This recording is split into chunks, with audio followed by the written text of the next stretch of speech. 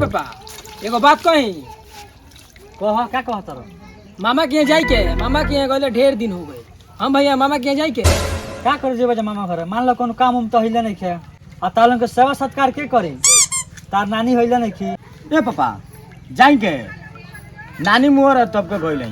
नानी के मुँह ले साल भर हो गई हम बाबू जाई के ठीक बा ना मन बजे तो जा जान लेकिन ठीक से जइए जा ठीक से रहिए जान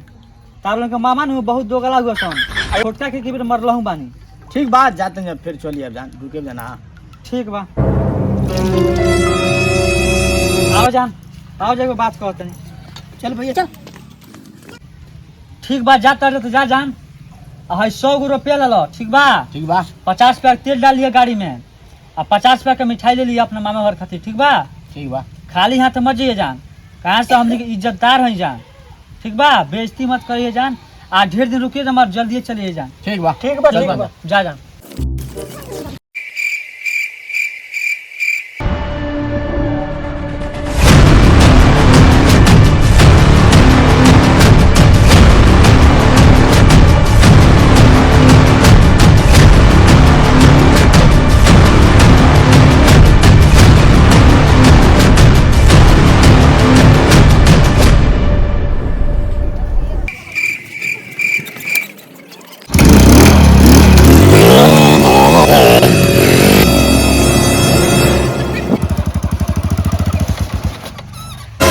भैया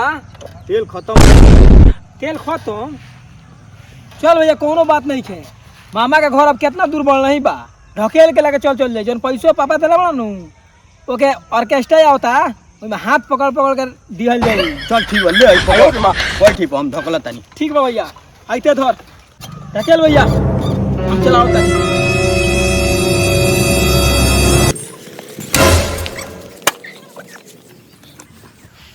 चला गिरा दले बड़ा तेज घाव लागल बा उठाओ गिरा दले बड़ा तेज घाव लागल बा चल ठीक बा मिठाई खोइबे आ मिठाई खा ले तब चलल जाला हां खा लेबे के 3 जन बटला बालू 2 जन मामा आ जन नाना हां भैया सही चले खा लेबे ए भैया मामा के घरवा कहाँ बा चल आगे पूछल जाला चल ठीक है भैया बैठ हम ढकला तनी अब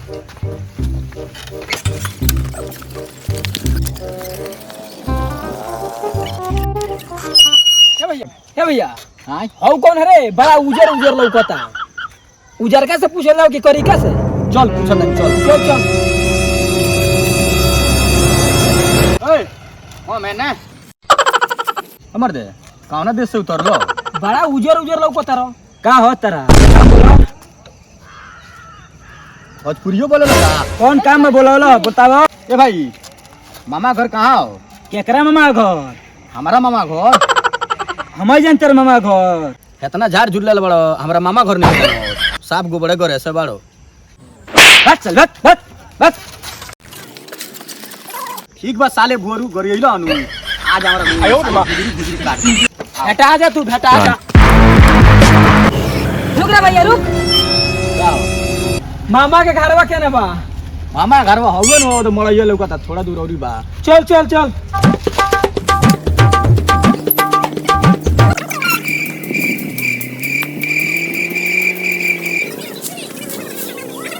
नाना उधर सरसों पीड़ता रहो चला के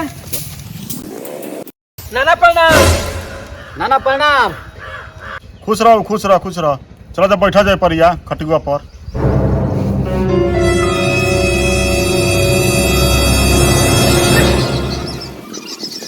मामा नमस्ते हाँ खुश रहो कान हो तेरा मामा करे फिर आ गए तनिके ना सुधर बस मामा प्रणाम हाँ खुश रहो बहुत घर देखला बड़ा जतनी के ए जो अपन काम कर खुश रह कइला बारा एक बीता के तो बट मामा दो गलास साली हाँ चल ठीक बा तनी के बुला रे चलिए उतर से मुंह उठा के तो बाबू दामाद जी कैसन बड़े ए हमनी के बाप का फेरा बना रहे नहीं जान बेटी के हाल तक पूछेगा तो पूछो ये तो दामाद से पटरी ना रहला का हमनी के उंगरा से मतलब ना रहला अरे खाली आइल बड़ सके कुछ लेके आइले बड़ स दे दे रे ई राक्षस हो सन दे लिखवा कर रखा तारा खाई लागता भइयो का रे को गो लियाइल बड़सन ए 3 गो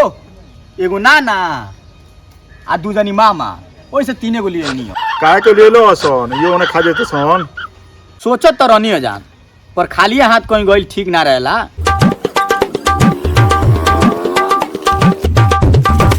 तो वो खाना ना खा के लो सके नहीं ना ना ना सोचनी जान ए जाब जा त खाए के मिलबे करी अरे हमर बाबू खाना तो आ गेल बा हेलो ये कौन हो ये नु बड़का मामा हुन चिमनी में काम करलन चिमनिया के धुआं से नु करिया हो गेल बा ई तो बड़ा कोरिया बाड़न ए भइयो ई त अनहारम लौकबे ना करी ए भगना खाना सो का दोगलाई करता से बाबू जा से कुछ खावे ला क्या सन बाबू भूखाइल बड़ा सन ठीक बा जतन के क्या है ई साला कबले लिए यो सन लागत भूखे मुइया से का हमरो भूख लागल बा भैया उठा नीचे गिरे ना पड़ी ए भैया ई त गाड़ी में का लिया उतर सो ए ई आदमी के खाए खातिर लिया उतर से भैंस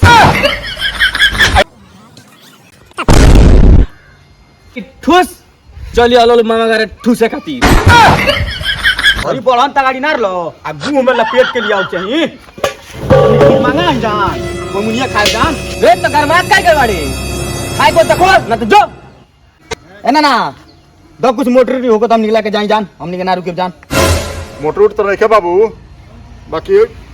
लो से भाई 20 गो रुपया 10 को दोनों बांट लिया सन ठीक बा ठीक बा जातन जो हमनी के ठीक बा जा बाबू छोटका लिया के बाबू के पहुंचाया आओ ठीक बा छोड़ दे तनी चला जा रे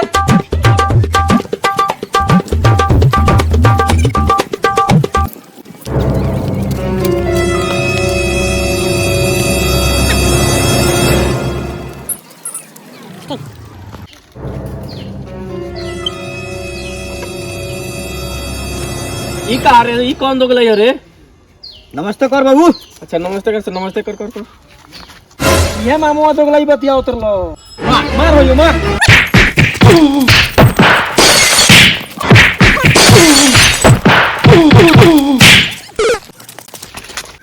तार माई ना खेलौली हम खेला दी हमी नमस्ते माँ आगो यो माँ Run. अच्छा आ जालो सरऊ आओ लो सरऊ हमरा घरवा काट दे सरऊ काट दे बहुत सारा दोगला भगना बाड़सन आयो रे माँ